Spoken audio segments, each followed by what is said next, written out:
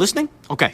Basically, there's this guy named William that moved from England to a town called Oregon with his wife and 3 kids. That meets this guy named Henry. And the two of them form a friendship and start a family diner in Pizzeria called Fredbear's Family Diner. Now the money is tight, so to save on cash, they come up with these animatronic mascots that can be cranked up into work as suits. Seems pretty smart, right? Wrong, dummy! See, if the spring locks get loose on these suits, they turn back to animatronics and crush the person in them. Anyway, getting ahead of myself here. Basically, this William guy's bad news. See, one day, Henry's dad at Charlie is having a birthday party at the diner. The other kids are mean though, and they lock her outside. What does William do when he sees this? A freaking drags her into the alley and kills her. That's what he does. Now, Henry built a safety puppet to watch over his dad, but the puppet was stuck inside a box when this was happening. When the puppet gets out, goes outside to try and protect her, but it's raining, so the freaking animatronic breaks down too. So what happens is that Charlie's spirit actually inhabits the animatronic puppet. And buddy, that is just the tip of the iceberg. See, William's older son is a real face to his human son, Even. On Evan's birthday in 1983, go to the diner, and Henry actually shoves Even into Fredbear's mouth. Freaking crazy, right? So the spring locks fail and Fredbear chomps Evan's head,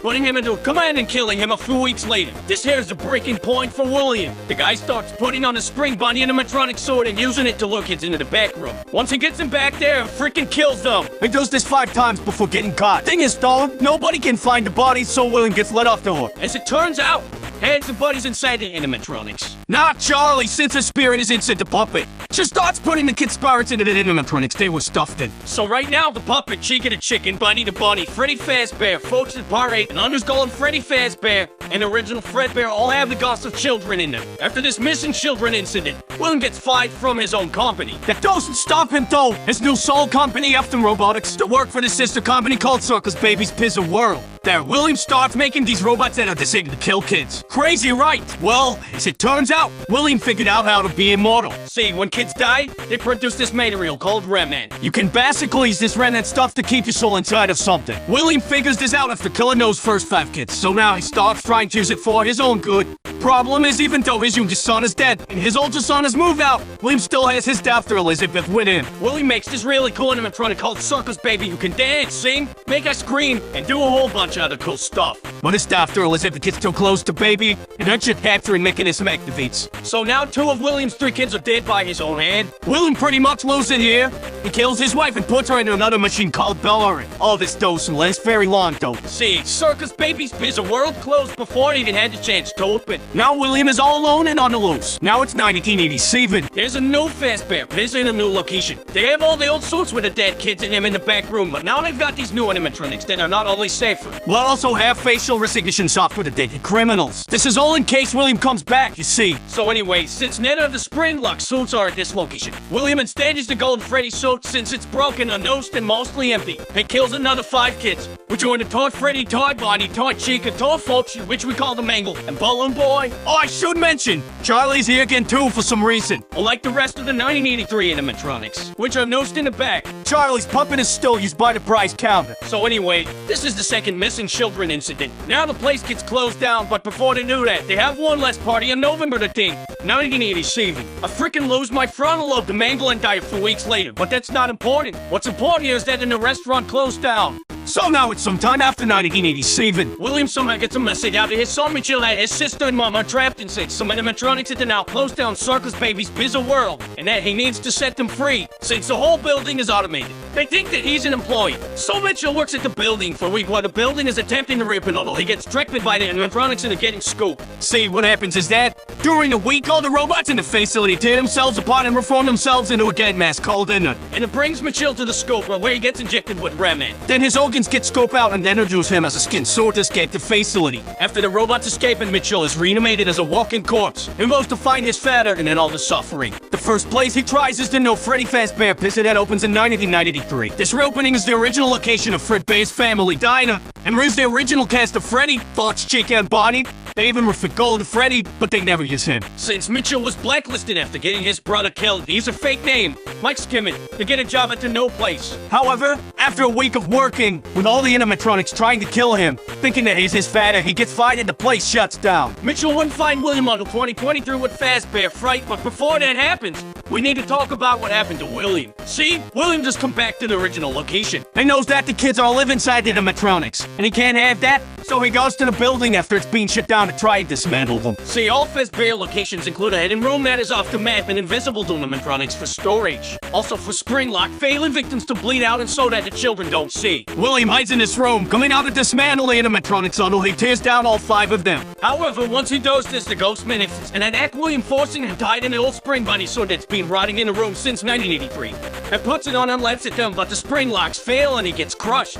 Since William has been injecting himself with Remand for years, and come back to life after getting crushed inside his sword, doesn't have any will of his own, being locked in the room until 2023. In 2023, an amusement park opens up a scary attraction called Fazbear Fright, which was a bunch of old Fazbear artifacts from the old locations. As a horror attraction, they find this old spring bunny sword in a hidden room and transport him to Fazbear Fright, where Michael is working. This is the moment he's been waiting for. After a week of working at the location, Michael used the fall they're wearing in the building as an excuse to set fire to it, killing William once and for all and freeing the remaining trapped souls, who have also been haunting Michael for the week he was working there, or so he thought. As it turns out, William survives the fire, rebuilds the parts of him that were destroyed with the leftover parts in the building, and escapes to kill some more. Now we have the puppet and William all off on their own in the whip. And it gets tired of Elizabeth controlling them, so they kick Elizabeth out.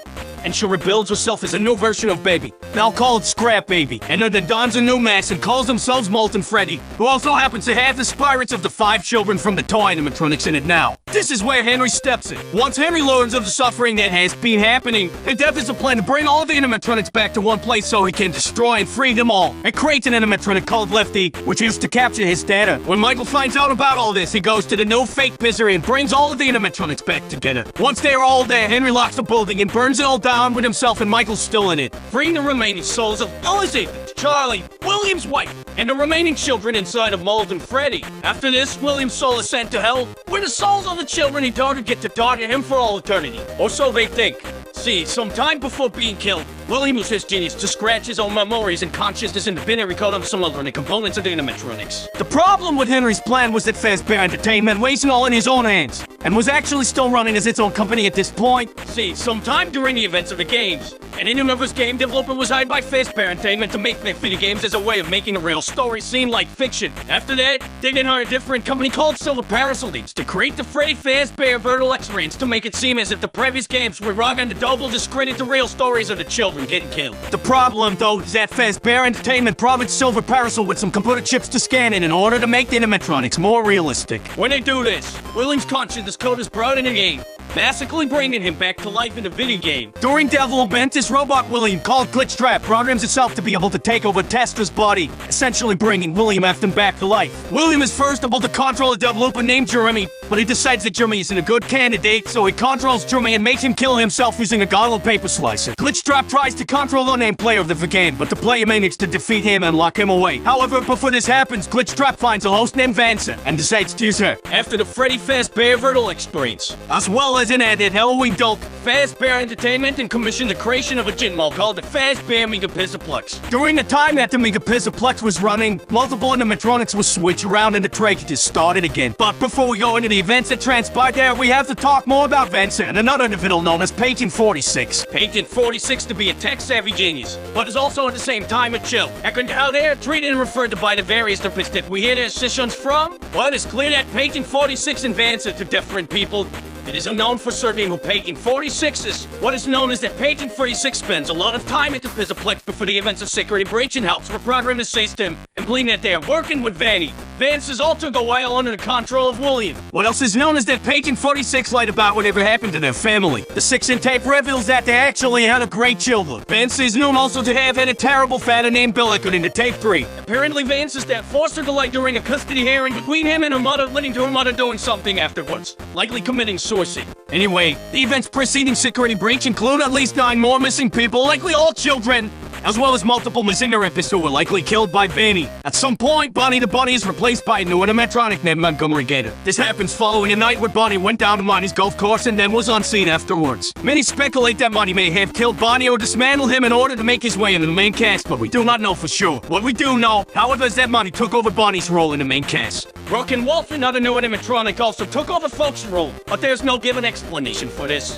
One night, After most of the animatronics have been reprogrammed, Glamrock Freddy, the newest version of Freddy Fazbear, malfunctions and shuts down on stage. When he wakes up, he learns that he was put in low power mode, likely freeing him from the reprogramming that Bait 46 did to everyone else. Also, when he wakes up, a boy named Gregory reveals to have been hidden inside of his chest cavity. Gregory is a homeless orphan of unknown relation to anyone else during the infant's security breach. Some have speculated that Bait 46 is Gregory, but there seemed to be little difference between the two characters that conflict. Others believe that Gregory is an animatronic himself, as his hair and eyes are noticeably different to Vince. And the book Tales from the Pizzaplex includes an animatronic that looks like a home and children, is about the same size as Gregory. What more, Gregory's vision seems to distort at times. His eyes are cameras that are receiving interference. However, none of this is known for sure. Gregory and Glamrock Freddy find that the Mega Pizzaplex is built on top of the fake restaurant that was used to lure William Afton in years prior. And using Vance's body, locate William Afton's corpse and reanimate him inside of a electric station stolen from the Pizzaplex. William Afton plans to control all of the animatronics in the Pizzaplex remotely and begin to kill children again. But Gregory and Freddy stop him. The last we see of William Afton is him being grabbed by the spirits of the recently killed 9 people inside of a large machine known as the Blob.